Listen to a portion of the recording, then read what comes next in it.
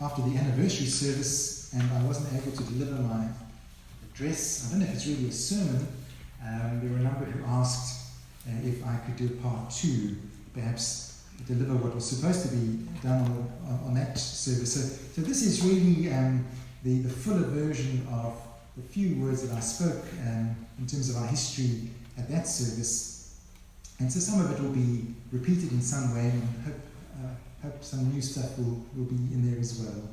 As I said at the anniversary service, there appeared to be 2 opinions when the congregation of Dromore was first founded. And as I said, there are some baptism certificates in the minister's room that I think date back to Reverend McCormick's time. They indicate the founding of the church in 1660, which would have been when the Reverend Hunter was ordained and installed as the minister. He would have been the first minister.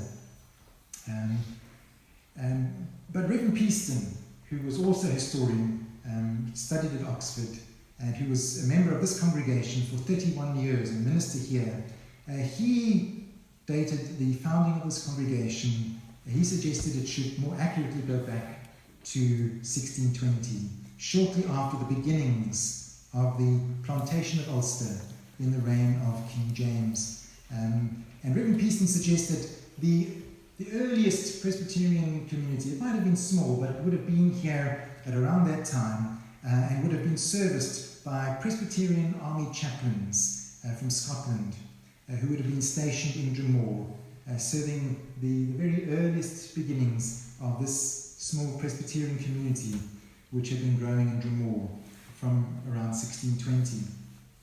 Now, the Reverend Dr. Nelson he's the clerk of the Presbytery of Antrim and also an historian. He says it was only in the 1650s that the area around Dromore was more substantially settled.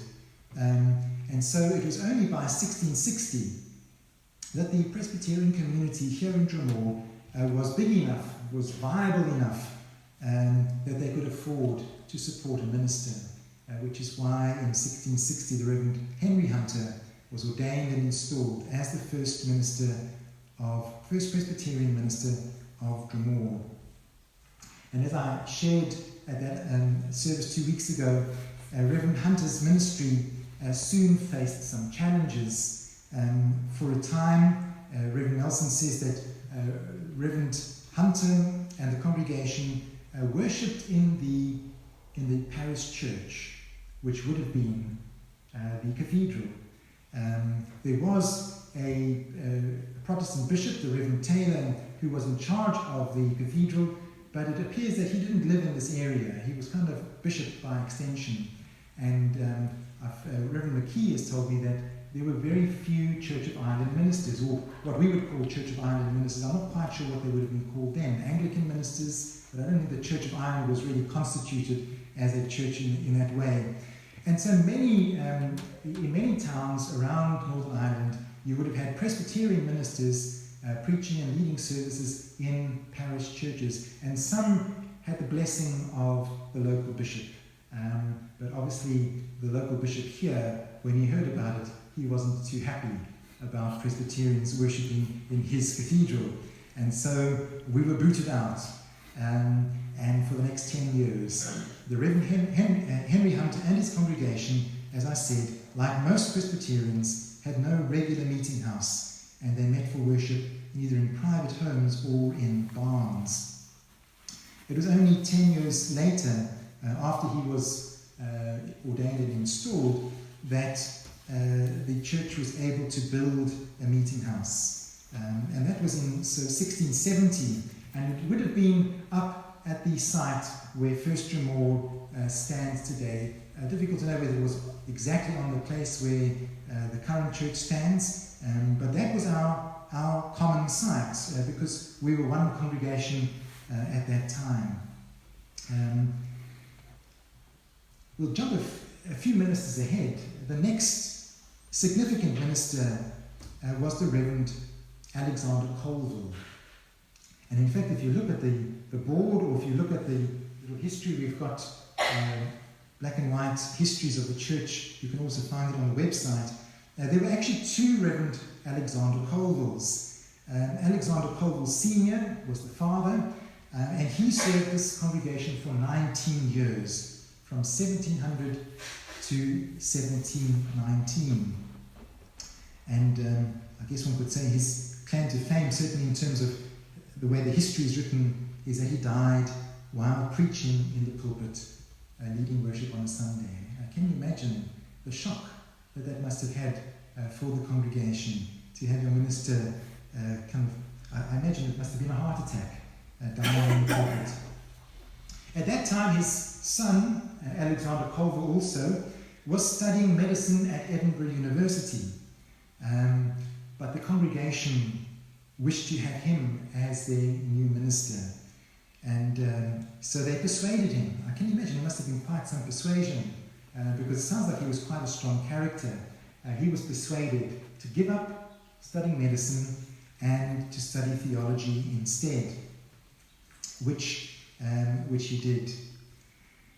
But difficulties arose when a formal call from Dromore was presented to Alexander Caldwell in 1724, after he had now finished his theological studies, because he refused, like many ministers were doing at the time, he refused to subscribe to the Westminster Confession of Faith, which was a kind of a Calvinist statement of belief, really quite long, quite a number of pages, 32 kind of chapters, and many at that time were refusing to subscribe to it, and he was one who refused. When it became clear that the Presbytery of Armagh, of which we were part of, would not approve his call, and that the General Synod was not going to support him, he took matters into his own hands. And contrary to Presbyterian discipline, Alexander Caldwell travelled all the way to London in December 24, and there he was ordained by a group of Presbyterian ministers who ordained him without forcing him to subscribe to the Westminster Confession of Faith. On returning to Dromore, he took up his duties. He began to do the work of the minister of this congregation, and he applied to the Presbytery of Armagh now to be installed. But they obviously weren't very happy that he had kind of gone behind their backs and got ordained without their permission. And at the following meeting of the General Synod, Reverend Caldwell was suspended for disorderly conduct.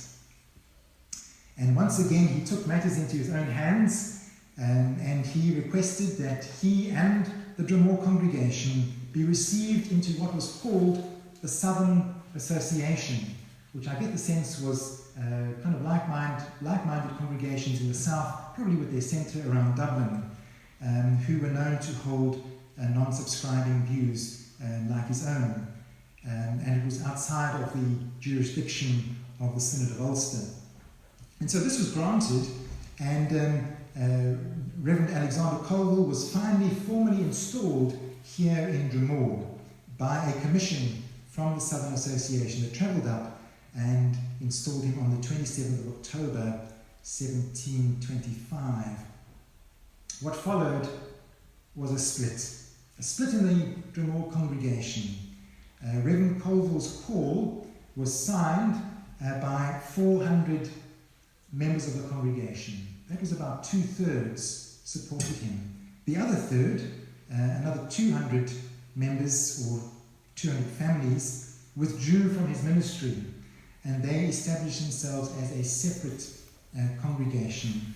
And so from that time onwards, there would have been two Presbyterian churches here in Dromore. Our own church, which would have taken on the name non-subscribing. So that would have been the first time we would have been called a non-subscribing Presbyterian. First Presbyterian Church Dromore, non-subscribing, would have been our official name. And the other church became what is known as First Dromore Presbyterian, which is a subscribing congregation. They did subscribe to the doctrines of the Westminster Confession of Faith. Their first minister, the Reverend James Allen, was ordained a year later in 1726. And in the beginning, And First Dromore, as I said, held their services not far from this church. It was somewhere in Rampart Street. Reverend Nelson says it was at the head of Rampart Street. I'm not quite sure where the head of Rampart Street is. If any of you know, please let me know. I'd be very interested. But there was a kiln at the head of Rampart Street where they were worshipping temporarily. But within a short time, Reverend Caldwell decided he wanted to move his congregation from up on the Diamond Road closer to Dromore, and so they moved to Pound Hill, around about where Sonia Russell and Bill would have lived, probably where the new development has taken place there. And at that point, Reverend Allen and his congregation moved from here, from Rampart Street, back up to the original site, establishing themselves where First Dromore is, where they would have originally shared that site with us. And so they shared 3 ministers with us. Let's just have a look what they would have been. The Reverend Henry Hunter, the Reverend William Leggett, and the Reverend Caldwell Sr.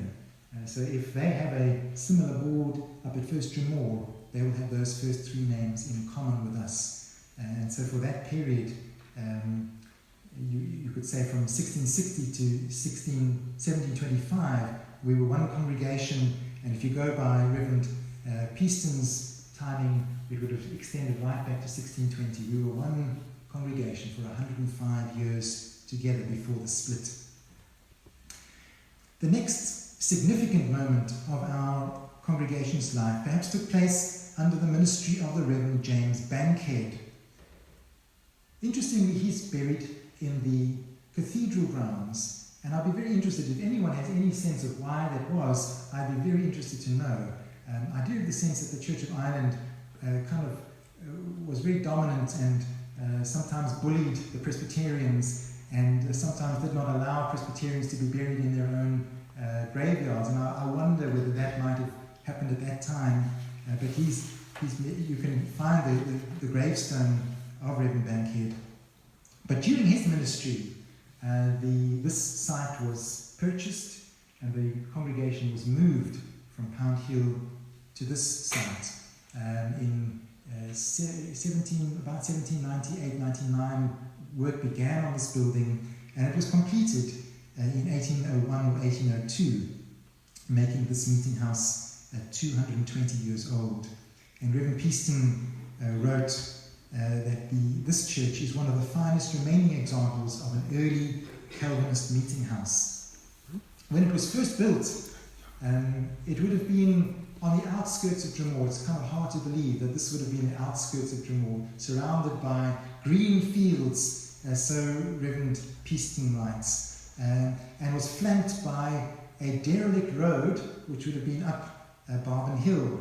And I see, looking through the file of newspaper clippings that Ernie Martin collected, the Reverend Peaston was fond of pointing out that King William had ridden along that road on his way to the Battle of the Boyne. So obviously would have ridden past the site of our church today. The next significant moment in the life of this congregation was perhaps the ministry of the Reverend Craig Nelson, who was ordained here in 1825. He was part of what was called the New Light Movement, which was centered in Belfast. There was a society called the Belfast Society, which is a society of like-minded Presbyterian ministers who joined together on a regular basis for theological discussion and digging into the scriptures of the Old and New Testament, reading them in their original languages. And so they began to see some of the subtleties of some of those passages and began to interpret them in new ways, coming to new theological insights and positions. And so through that society, there was a theological shift across many non-subscribing churches towards what could be called an Arian theology, sometimes called a Unitarian theology, which would have rejected the theological concept of the Trinity. And so that's how this congregation for a long time came to be known as a Unitarian congregation. We're going to explore what that means in a sermon in 2 weeks' time, because I think there's a bit of complexity that needs to be unpacked there. It was probably during the time of Reverend Craig Nelson, at that time, that this congregation reached its peak in terms of membership. In 1834, the membership totaled 1,750. Can you imagine?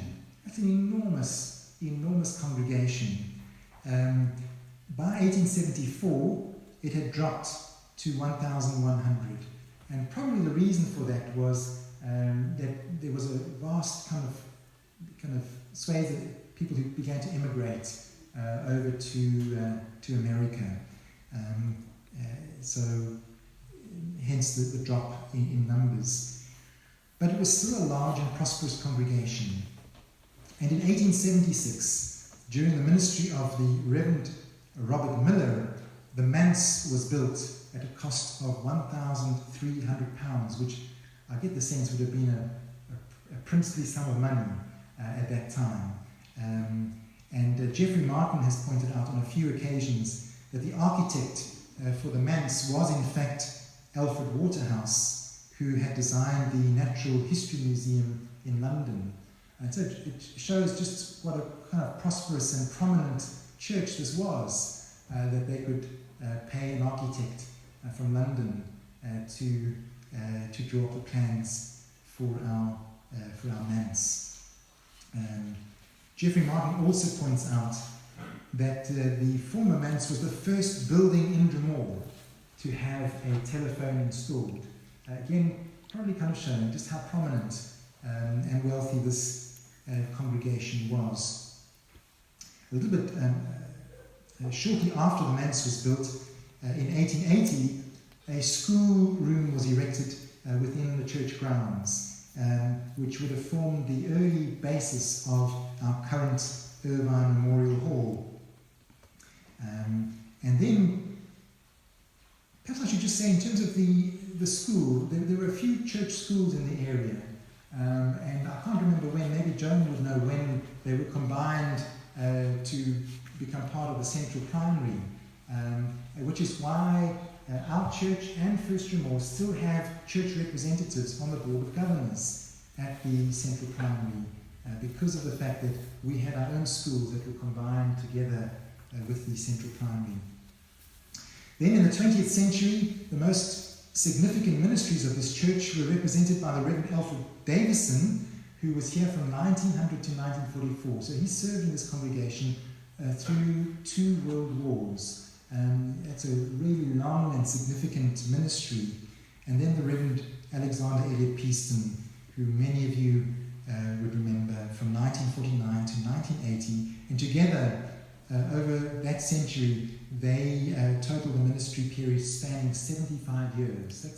That's amazing that one church should have 2 ministers over that long period of time. Significant moments in the life of this church during the ministry of Reverend Peaston included the consecration of the graveyard extension in 1958. Some of you would remember that. Looking at the newspaper clippings and the order of service, it was a big affair in the life of this church. There were visiting ministers, the moderator led the service, and afterwards they went out, you probably went out, to the graveyard, and there were prayers said. I imagine it's probably that extension where the flag is. Is that right? Would that have been the graveyard extension in 1958? Does anyone remember? No one really remembers. You would have been spring chickens at that time.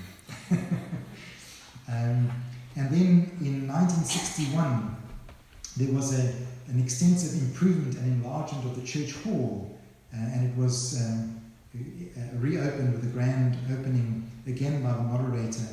Then in 1970, there was a service of thanksgiving here in this church for the renovation and remodeling of, I think, the central part of the church, with a new communion table. Now, I'd love to hear if any of you remember what this looked like before that was done. Please won't you write it down and tell me. I'd really like to put some of these memories down so we never lose them. How did this front of the church look at that time? And so there was a big service of thanksgiving to rededicate the communion table and the church ornaments. And then more recently, I think maybe it was just before the ministry of Reverend St. Peden, the hall was again renovated, modernized, and I'm not sure when it was dedicated as the Irvine Memorial Hall. And then also during Reverend Peden's time, there was extensive work done on the extension of the church there with money that was provided by the Reverend Lena Cockcroft in memory of the Baxter family.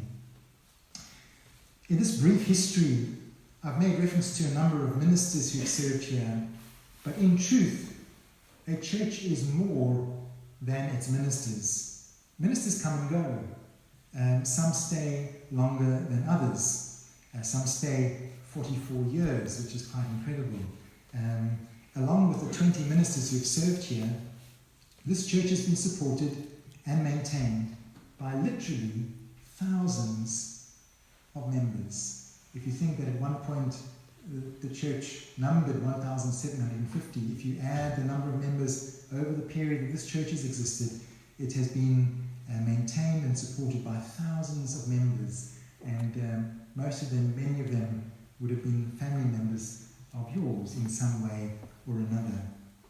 People who've contributed financially, helped to build the church, some of them literally helping to build the stairs, and Ernie Martin helped to renovate the stained glass windows. I've heard how they were laid out for a time so he could redo the wooden edging of those. These are members who've helped to maintain this church, some serving as elders on the committee, some in the Women's League, some in the Sunday school. A church is a church, not because of its ministers, but rather because of its people. And I think that's probably why Reverend Peaston was right in asserting that this church community was founded a long time before its first minister was installed here in 1660. I hope that wasn't too boring, but perhaps just helps us to reconnect with a little bit of our own history. Over the next 4 weeks, I'd like to dig in to our sense of identity as a church community. Next week, we'll kind of explore a bit more deeply why are we called non-subscribers, and what does that mean? And particularly the Westminster Confession of Faith. I've mentioned it a few times in this service and before, but what on earth is the Westminster Confession of Faith? We'll look at that next week, and why some ministers didn't feel comfortable subscribing to it, and how we became known as non-subscribers. The following week, we'll look at why were we for a time called the Dromore Unitarian Church, as the Banbridge Church was called the Banbridge Unitarian Church. Why was that? Where did that name come from? And perhaps also why are our churches no longer called Unitarian churches? The following week, why are we Presbyterian? What does that mean? What is our distinct identity as Presbyterians? And then the last week, we'll explore a bit of our wider history as the NSPCI. So this is the month of history here in this church, and I hope we'll all learn something more about ourselves. Let's pause for a moment of quiet reflection.